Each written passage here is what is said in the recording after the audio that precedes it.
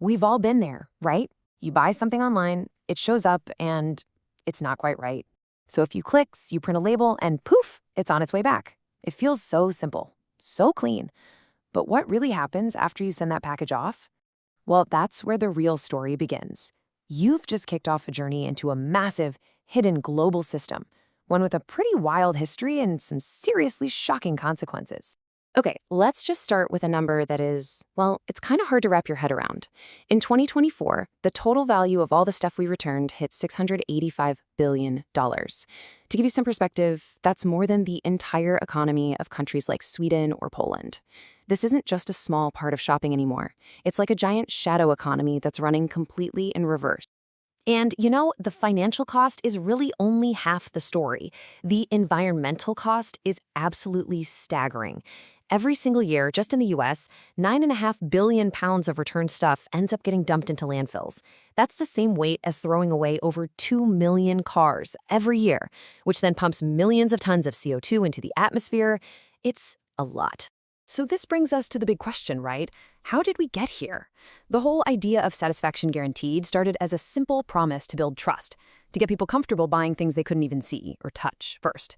So how on earth did that brilliant marketing idea snowball into this massive logistical, financial, and environmental mess? To really get what's happening now, we've got to go back in time. So in this first part, we're going to trace the history of the return policy and see how it went from being this clever sales tool to the absolute tidal wave of returns we're seeing today. What's so fascinating here isn't just that return policies exist, it's how the reason for them has completely flipped. It all started way back in the 18th century with guys like Josiah Wedgwood. He used a money-back guarantee to convince super-rich clients to take a chance on his fancy pottery. Then, fast forward to the late 19th century, and you've got mail-order giants like Sears using that same promise to calm people's fears about buying from a catalog. In both cases, see, it was a tool to build confidence. But today, free and easy returns aren't about building confidence. It's just the price of admission. It's the bare minimum you expect, and that expectation has totally changed the way we shop. Okay, so that's the history. Now let's talk about us. Why are we returning things at such a mind-boggling rate? Well, it turns out it's a mix of some very practical reasons and some pretty interesting psychology. So, according to the research, the number one reason comes down to this kind of wonky-sounding term, valuation uncertainty. But all it really means is that you don't truly know if you're going to love that sweater or if that new gadget is actually going to work for you until you physically have it in your hands. Online shopping has basically turned all of our homes into giant fitting rooms. And that buy button, that's just the ticket to get in and try something on. And then, of course, there are the usual suspects, the really simple, practical reasons. Sometimes the wrong item just gets put in the box. Sometimes things show up broken. And let's be honest, especially with clothes, the size is way off or it just looks nothing like it did in those perfect, professionally shot photos. That's just the built-in friction of buying things online. But our own behavior adds a whole other layer here. You've got bracketing, which is a huge, huge driver of returns. That's when you order, say, the same pair of jeans in 3 different sizes, because you already know you're going to send 2 of them back. And retailers, for the most part, have just accepted that as the cost of doing business. Wardrobing, on the other hand, that's a whole different animal. That's when you buy a fancy dress for a party or a power drill for one weekend project with the full intention of returning it the next day. That's not trying before you buy. That's basically renting for free. And it's a type of fraud that costs retailers billions. For as long as we've been shopping, we've been taught to believe that 100% money-back guarantee is the gold standard. It just feels fair, doesn't it? If it doesn't work out, you get all your money back. But what if that simple promise is actually broken? What if it's wildly inefficient for pretty much everyone in the system? And this is where it starts to get really counterintuitive. This quote from researcher Zhuaming Su's work at UC Berkeley really hits the nail on the head. The idea that a full refund could be excessively generous sounds crazy to us as customers. But when you look at it from the perspective of the entire supply chain, it creates these huge problems and inefficiencies. So here's the big aha moment. The most economically efficient system isn't one where you get a full refund. No, it's one where your refund is equal to the item's salvage value. That's just what the retailer can get for it now that it's been opened and sent back. Why does that work better? Because it means you'll only return something if its value to you is less than what it's still worth to the retailer. It makes sure the product ends up where it's valued the most, which cuts down on waste and makes the whole system run smoother. Okay, so a full refund might not be economically smart, but no retailer is going to stay in business by telling customers they'll only get 30% of their money back.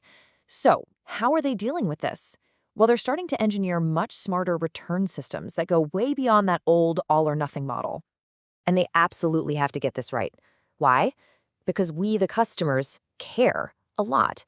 I mean, look at this. 2/3 of shoppers check the return policy before they even decide to buy something. It's not some afterthought. It's a huge part of the decision. A bad policy can kill a sale before it even has a chance to happen. So this is the new playbook. Step 1 is tackling the physical waste with better, more sustainable packaging. Step 2 is about the policies themselves, things like offering you a bonus if you take store credit instead of cashback, or maybe charging a small restocking fee. And step 3 is all about tech, using AI to predict what's likely to come back and to figure out the most efficient way to handle that incredibly complicated reverse journey. But here's the final piece of this giant puzzle. This isn't just a problem between you and the online store. It's a system-wide issue that includes the company that made the product in the first place. And a lot of the time, their goals are completely out of sync with the retailers. At its heart, the problem is simple. The retailer wants to offer you a super generous return policy to keep you happy and make more sales. But the manufacturer, who often has to deal with the returned product, is looking at a completely different set of costs. What's good for the store isn't always good for the maker, and it's definitely not always good for the system as a whole. And this shows you exactly how that conflict creates this massive domino effect. A manufacturer might give a retailer a great buyback deal on any returned goods. So the retailer, feeling protected by that deal, turns around and offers an even more generous return policy to us. What happens? The whole system gets warped. All the decisions are being made based on these artificial prices in a contract, not the real-world value of the item. And that just creates a ton of waste and inefficiency. Now, the good news is there are solutions. People have worked on this. They're complicated, with names like differentiated buybacks, where you treat an unopened box differently than a used item, or even systems where you might return something directly to the manufacturer. The main takeaway here is that it is possible to get everyone in the chain, the maker, the seller, and the customer, all pulling in the same direction. So this is where we land. For decades, we've all been living in this world of free and easy returns. It was a simple promise that basically fueled the entire e-commerce revolution. But that promise was never really free.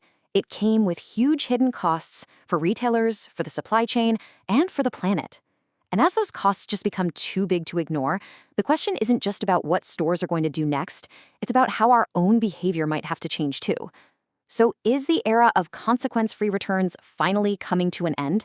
That's something to think about the next time you click buy.